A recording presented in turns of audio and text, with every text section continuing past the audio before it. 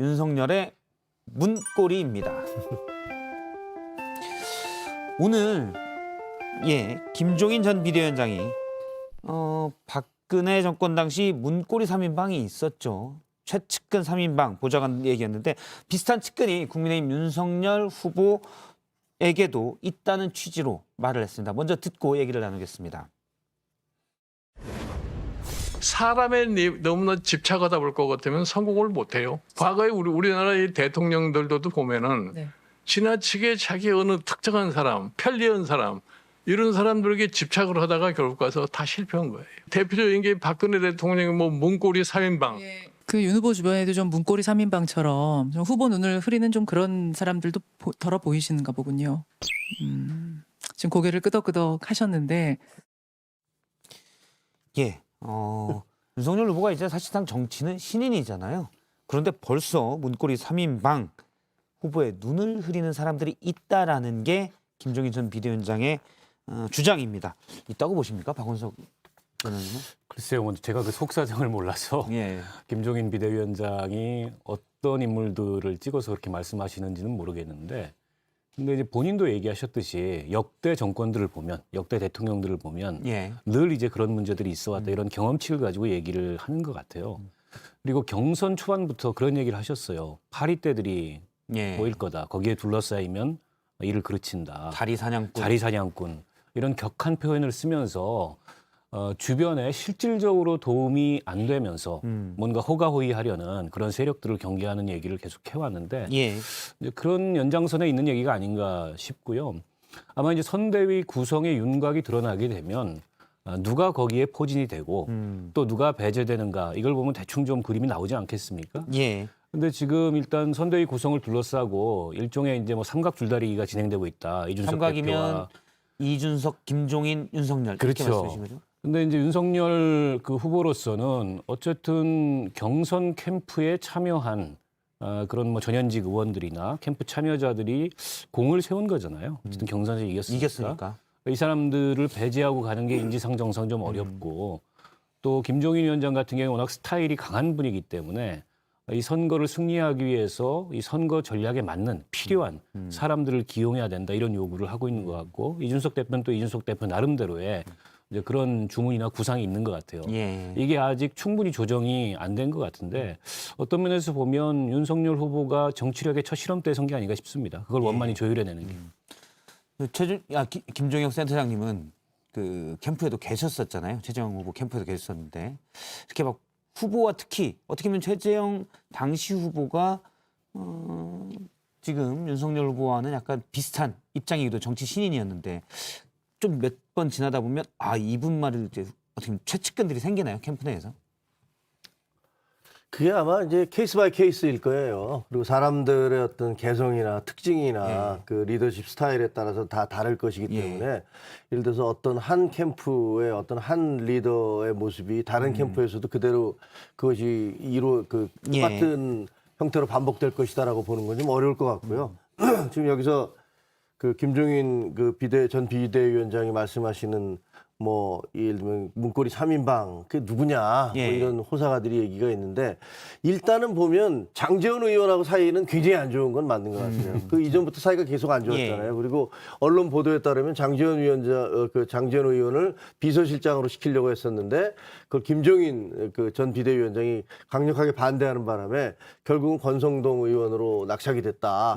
그런 보도들도 나오는 거 보면 장제원 의원에 대한 거부감은 굉장히 많은 것 같다라는 생각이 드는데 또 캠프 쪽에 있는 그쪽 캠프에 있는 분들의 얘기를 들어보면 장제원 의원에 대한 그 윤석열 후보의 신임이 꽤 높다는 거예요. 처음에 이제 총괄 상황실장을 했었죠. 그렇죠. 그 이유는 예를 들면 다른 사람들 같으면 뭐 어떤 문제가 생기면 이거 안 됩니다, 안 됩니다, 안 됩니다 이렇게 얘기를 하는데 이거 안 되지만 이런 경우에 이렇게 해야 됩니다라고 대안을 갖고 온다는 거죠. 그 얘기는 어디서 많이 들어본 거 아니에요? 옛날에 김대중 대통령 할 때 박지원 비서실장이 그래서 박지원 의원이 다른 사람들은 다 안 됩니다. 이거 이러면 큰일 납니다. 그런데 박지원 실장 같은 경우는 이건 안 되는데 A안은 이거고 B안은 이거고 C안은 이거고 뭐 A안의 경우는 뭐 장단점이 뭐고 B안은 뭐고 이런 식으로 한다는 거 아니에요? 그러면 안 이뻐할 수가 없는 거잖아요. 예. 근데 장제원 의원이 그런 뭐 어느 정도까지 구체적이었는지는 뭐 저는 뭐 그쪽 캠프에 있지 않아서 잘 모르고 또 그쪽 캠프에 있었던 분들도 아마 아주 핵심 실세 외에 어떻게 알겠어요. 예. 또 사람들 마음속에 들어가 볼 수는 없었던 건데 그래서 신림을 했었는데 지금 저렇게 이제 그 김종인 전 비대위원장이 반대를 하고 나오시면서 문고리까지 얘기를 하니까 이게 상당히 좀 윤석열 후보로서는 난감한 처지일 것 같다. 예. 일단 총괄 상황실장도 했었고 물론 그 전에도 이제 장제원 의원과 윤석열 예전 검찰총장은 장제원 의원이 법사위에 오래 있었기 때문에 그때부터도 이제 좀 인연이 좀 있습니다. 그런데 이제 장제원 의원이 아들 문제 때문에 스스로 상황실장에서 물러나긴 했었죠. 그런데 말씀하신 대로 그런 경우도 있을 것 같아요. 캠프를 해서 이겼는데 경선을 공신이잖아요.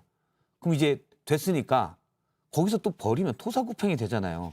후보들도 이런 게 조금 난감할 것도 같아요. 네? 고민도 되고. 그렇죠. 뭐 인지상정이기 때문에 또 어쨌든 공은 공대로 평가를 해줘야 네. 되는 거니까. 그러나 지금 이제 국민의힘 처지에서는 어떤 상황에서도 정권 교체를 꼭 해야 된다. 근데 이런 절박함들이 있는 거 아니겠어요? 보수층의 유권자들도 마찬가지고. 그러면은 이기기 위한 어떤 전략적인 선택을 해야 되고 또 그 과정에서 때로는 리더가 냉정해질 필요도 있는 거죠. 아마 그런 걸 이제 김종인 위원장은 주문하고 있는 것 같아요. 예. 지금은 냉정해야 된다. 근데 이제 윤석열 후보의 평소에 리더십 스타일이 어떤지는 모르겠지만 자기가 한번 썼던 사람, 또 신뢰했던 사람, 믿었던 사람을 그렇게 뭐 배제하거나 이런 스타일은 아닌 것 같아요. 그래서 김종인 위원장의 요구를 어느 정도 충족시키면서도 또 자기 캠프에 참여했던 캠프 구성원들이 서운함을 갖지 않을 어떤 접점을 찾는 게 묘한. 그렇죠. 그 묘안을 찾는 게 지금 과제가 아닌가 싶고 뭐 이준석 대표가 나와서 얘기하는 걸 보면 뭐 언론에서는 뭐 갈등이 굉장히 심각한 것처럼 얘기하고 있으나 실제 그 정도는 아니고 어찌됐건 뭐 20일 전에 인선을 마칠 거다라고 얘기를 하고 있으니까 일단 인선 결과를 보면 어떤 그 이 작용들이 있었는지를 저희가 사후적으로나마 평가를 좀 해볼 수 있을 것 같아요. 예.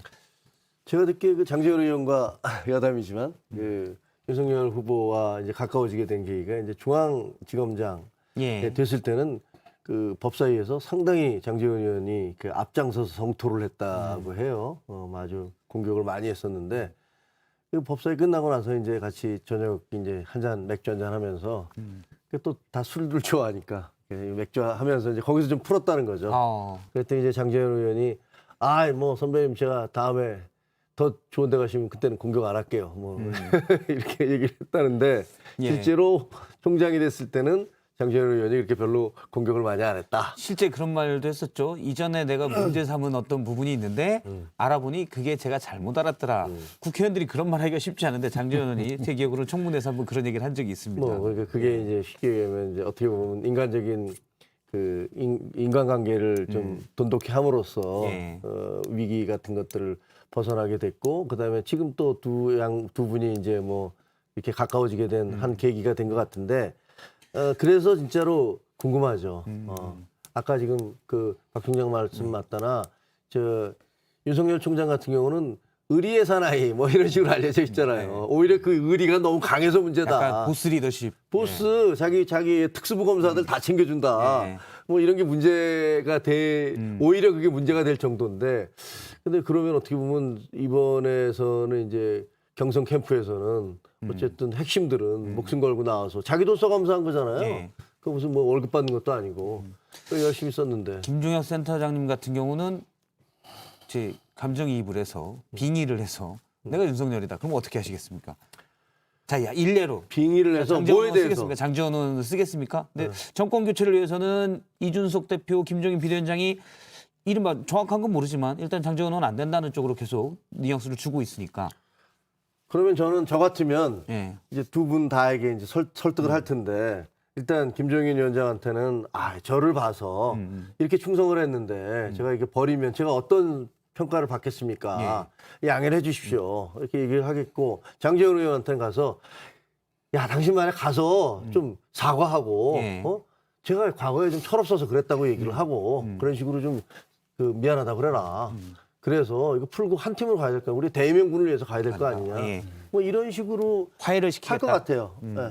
그럼 화해를 시킨다는 말씀은 전제를 하면 예를 들어서 김종인 전 비대위원장이 예를 들어서 주용 의원도 마찬가지고 장제원 의원도 이전에 감정의 어떤 발언들 때문에 기분 나쁜 것들이 있어서 미워하는 건지 아니면 이 사람들은 새로운 정권 교체에 선대위의 중역을 맡으면 안 돼.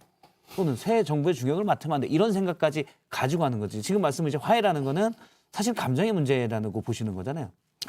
두 측면이 다 있지 않겠습니까? 아무래도 이제 뭐 사람이 다 감정에 좌우되기 때문에 그동안에 누적됐던 어떤 예. 서운함이나 또 악연들도 있을 거고 또 냉정하게 보면 지금 정권 교체하려면은 확장성을 가져야 되는데 이러저러한 이유로 그 확장성에 오히려 제약이 되는 그런 잡음이 있는 인사라든지 아니면 지역적 한계에 딱 갇힌 사람이라든지 근데 이런 분들이 뭐 그렇게 필요하겠느냐. 어차피 보수표는 어디 그 가는 표가 아니고 그건 집토끼라고 보면 밖에 나가서 산토끼들을 잡아야 되는데 산토끼 잡는데 별로 도움이 안 된다. 예. 근데 이런 어떤 전략적 판단이 굉장히 냉정한 분이에요.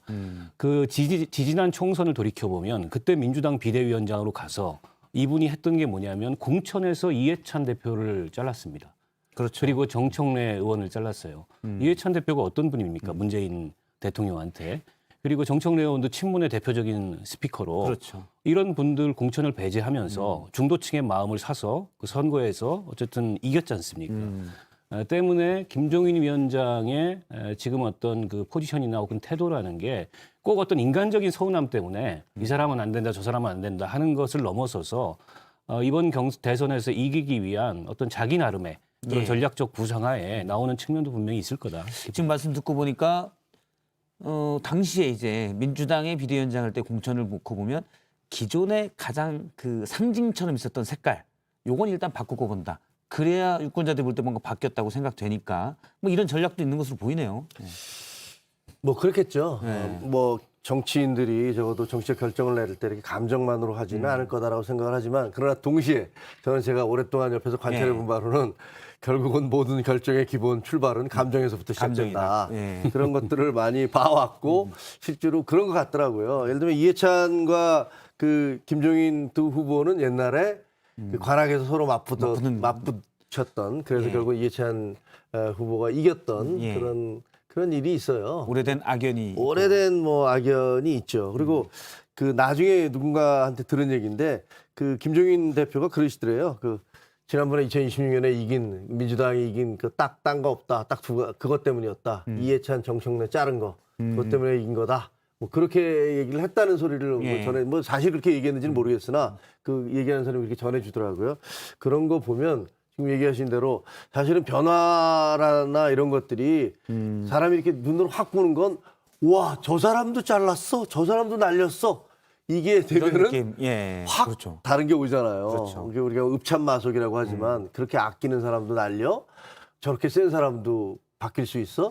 이런 거니까 예를 들면 장제원 의원 같은 경우나 심지어는 권성동 의원 예. 뭐가 됐든 가장 핵심적인 사람도 바뀔 수 있어라고 한다면 그러면 야, 이 캠프가 이렇게 달라질 수 있구나라는 것과 동시에 또 김종인 비대위원장은 저 사람 진짜 힘세구나 이런 생각도 그런 이미지도 줄 수 있겠죠. 사실 뭐 장제원 의원이 방송에도 자주 출연하고 저희도 원래 이제 월요일 패널이었는데 그렇게 어떤 정치적으로 어떤 지향 색깔이 아주 강하거나 그런 스타일은 또 아니긴 해요. 그럼요. 주호영 의원도 마찬가지고 약간 뭐 주호영은 더욱더 그렇고. 그렇죠. 약간 뭐 나름 보수 쪽에서도 합리적인 평가를 받고 있긴 한데 어쨌든 그러면 핵심 실세였으니까 일단 바꾸고 본다 이런 것도 좀 있는 것 같고 또 장제원 의원이 저도 예전에 스타일을 좀 아는데 이렇게 뭐 대표나 위원장 이런 사람들한테 약간 굽신하는 스타일이 아니거든요. 전혀 아니죠. 앞에서도 이제 좀 센 말들을 많이 하는 스타일이어서 예 그런 것들이 좀 찍혔을 수도 있고요. 네 알겠습니다. 그런데 요 얘기를 좀 보도록 하겠습니다.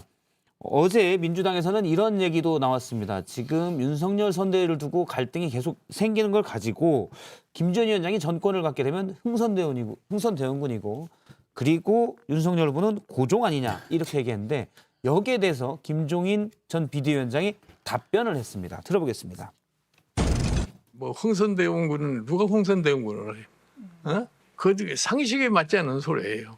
아니 윤석열이라는 사람이 나이가 지금 60이 넘은 모든 걸 다 겪은 사람인데 그 사람이 대한민국 헌법에서 보장된 대통령 권한이라는 게 뭔지 아는 사람인데 대통령 선거 끝나면 그만해요. 예, 일단 저 말을 하면서 김종인 전 비대위원장은 본인이 전권을 요구했다는 일부 보도에 대해서 그런 건 없고 다만 선대에서 내가 허수아비할 수 있진 허수아비 노릇을 할 수는 없지 않냐 이렇게 얘기를 했습니다. 어떻게 보십니까? 이제 민주당에서는 지금 김종인 이름으로 윤석열 선대위가 만약 꾸려진다면 그러면 윤석열 선대위냐 그게 이런 시각들도 있는데 어쨌든 뭐 민주당 입장에서는 그 내부가 잘 이렇게 결합되는 게 그다지 탐탁치 않기 때문에 예. 일종의 이제 이관계 차원에서 그런 얘기를 하는 거라고 보고 근데 그 얘기가 꼭 틀린 얘기일까요? 저는 그런 생각도 들어요. 왜 그러냐면 김종인 전 비대위원장의 걸어온 족적을 보면 2012년 대선에서 박근혜 비대위에 참여해가지고 그 선거를 승리로 이끄는데 혁혁한 공을 세웠어요. 그러나 선거 끝나고 나서 박근혜 대통령하고 틀어졌습니다.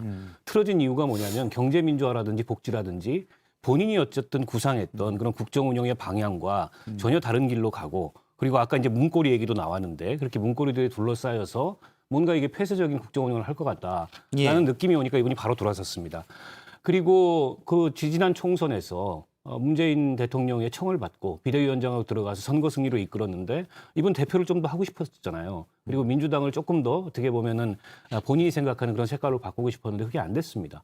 그리고 바로 이제 그 문재인 대표 체제가 들어섰는데 그때도 바로 돌아섰어요. 그래서 이분이 그냥 단지 마치 뭐 선거 때만 출연하는 선거 전문가처럼 선거만 이기게 해주고 나는 손 놓고 아무 욕심 없다 그런 분은 아니에요. 일정하게 본인이 생각하는 의제, 본인이 생각하는 어떤 국정 운영의 방향, 또 본인이 생각하는 정책 방향, 그리고 거기에 알맞는 어떤 인사들의 기용 이런 데 있어서 일정한 이제 뭐 그립이라 그럴까요? 이런 걸 갖고 싶어하는 분이고 물론 대통령이 되면 헌법상의 대통령의 권한을 누군가 대신할 수 없는 거죠. 예. 허나 거기에 영향을 미치고 싶은 그런 욕망이 있는 분이고 그렇기 때문에 아직까지 저 오랜 정치 경험과 저 연세에 그런 역할을 하고 계신 거 아니겠어요? 때문에 그게 아주 틀린 얘기는 아니다. 저는 그렇게 봅니다. 예. 뭐 전권을 달라는 건 아니다. 그렇지만 허수아비가 될 수는 없는 거 아니냐. 예. 그럼 뭐 사실 따지고 보면 그 얘기가 그 얘기 아닐까요? 사실 뭐 전권은 후보한테 있긴 하지만 네. 절대적인 영향력, 막강한 영향력을 행사한다. 그럼 또 이거 조금 다른 얘기고요. 그죠? 아니 문고리 3인방이 됐든 뭐하든 힘센 사람도 내가 다 이렇게 치우고 들어갈 공간을 좀 만들어야지 내가 갈 수 있지 않아 라고 얘기하면 사실상 그게 다 사람들이 바라보기에는 아 저분이 정권을 가지고 있구나 이렇게 생각을 할 가능성이 있죠. 근데 저런 얘기가 자꾸 계속 나오는 거는 윤 후보한테는 별로 좋지는 않죠.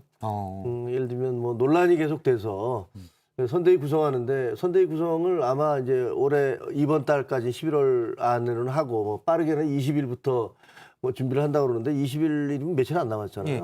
김종인 전 비대위원장도 근데 오늘 한 인터뷰에서 뭐 20일까지는 선대위가 돼야 되지 않겠어요? 이렇게 얘기한 걸로 기억이 뭐 나거든요. 진짜 며칠 안 남았는데. 예. 그러니까 그때까지는 빨리 결정해달라. 날 데리고 갈 건지 이런 얘기했죠. 그러니까요. 그럼 뭐 머릿속에 다 계산을 하고 계시는지 모르지만 그러면 예. 이제 가면은 바로 이제 가자마자 며칠 사이에 이제 뭐 내가 사람들 다 그래서 뭐 윤희숙 의원하고 금태섭 의원 예. 이런 분들을 이렇게 공동 선대위원장으로 임명을 해라 뭐 이런 얘기들도 있었으니까 뭐 머릿속으로는 뭐 여러 가지 생각을 하고 계신지는 모르겠네요. 예. 저는 이제 김종인 비대위원장이 총괄 선대위원장으로 가는 거는 거의 결정이 된 것 같아요. 그렇죠. 기정사실인 것 같고 나머지 이제 이 퍼즐들을 어떻게 맞추느냐 이게 지금 아직 교통정리가 덜 돼가지고 예. 조금 이제 시간이 가고 있는 게 아닌가 싶고 그러나 어쨌든 그로 인해서 잡음이 커지면 그게 윤석열 후보나 국민의힘에 좋을 리가 그렇죠. 있겠습니까? 예. 그런 선에서 어떤 절충이 이루어지지 않겠나 봅니다.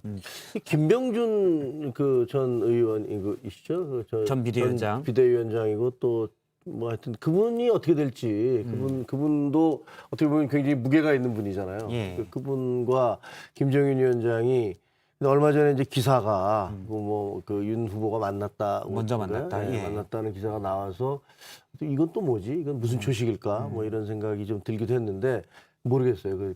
그분들 저 두 분들을 놓고 저 두 분들의 제가 보기에는 두 분이 같이 갈 수는 없는. 그렇죠. 분들이- 오늘 이준석 대표도 투톱은 안 될 거다. 네, 그렇게 얘기를 그건 했습니다. 뭐- 김종인 전 비대위원장 성격에 뭐안 봤죠. 그걸. 네, 그럼 예. 뭐 안 받을 것 같고. 네. 그러니까 그렇다면 이제 하나를 선택을 하는 건데 음. 그러면 결국은 그래도 뭐 김종인 위원장 쪽으로 더 기울지 않겠는가. 뭐 객관적으로 봐도 동급은 아니잖아요. 그렇게 갈 것 같. 생각이 드네요.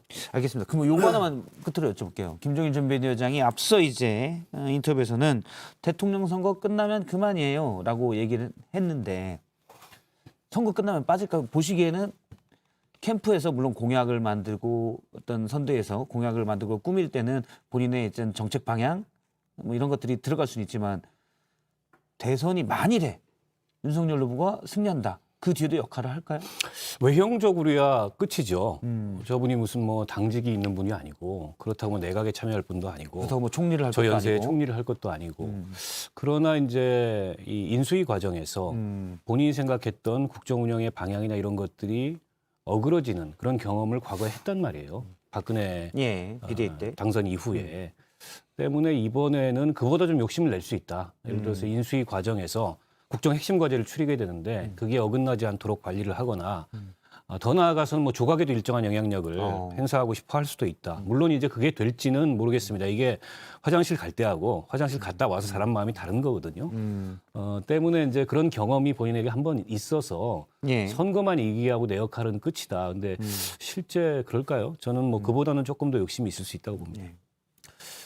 저는 김종인 전 비대위원장이 그리는 그 정치 체제가 뭔지가 좀 궁금하긴 해요. 왜냐면 이분이 지금 몇 개 정권, 그러니까 서로 다른 여야, 박근혜 때도 있었고, 문재인 때도 있고, 그다음에 이번에 또 윤석열, 예. 뭐 이런 식으로 서로 다른 정파들에 가서 머리를 빌려주고, 뭐 본인이 뭐 지혜라고 얘기를 하시지만, 근데 본인이 그럼 생각하는 대한민국의 정치 체제, 내각제 계속 얘기하셨잖아요. 그러니까 지금도 내각제를 계속 생각하고 있는 건지.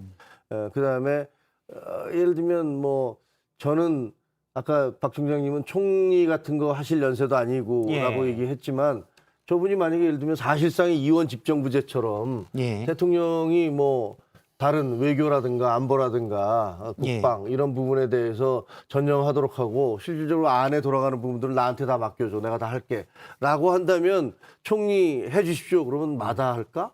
그거는 솔직히 잘 모르겠어요. 근데 현실적 가능성은 좀 떨어지죠. 그러려면 개헌을 해야 되고. 아니 그렇죠. 개헌을 운용에 해- 있어서 그렇다는 거죠. 개헌을 해서 일종의 이제 분권형 대통령제를 하게 되면 결국엔 다수당의 대표가 총리로서 그런 권한을 행사하는 건데 국회 선출을 하니까. 근데 다수당의 대표가 될 가능성이 없잖아요. 예. 아니 그게 아니고 지금 우리나라 헌법상에는 어떻게 되냐면요. 총리가 그 내각에 자기가 쓸 임원들, 장관들을 다 제청하도록 돼 있어요. 예. 근데 지금 전체를 또 그동안은 통화라고. 대통령이 다 민정수석실을 통해서 인사를 해서 다 내려보내면 장관을 임명을 했잖아요.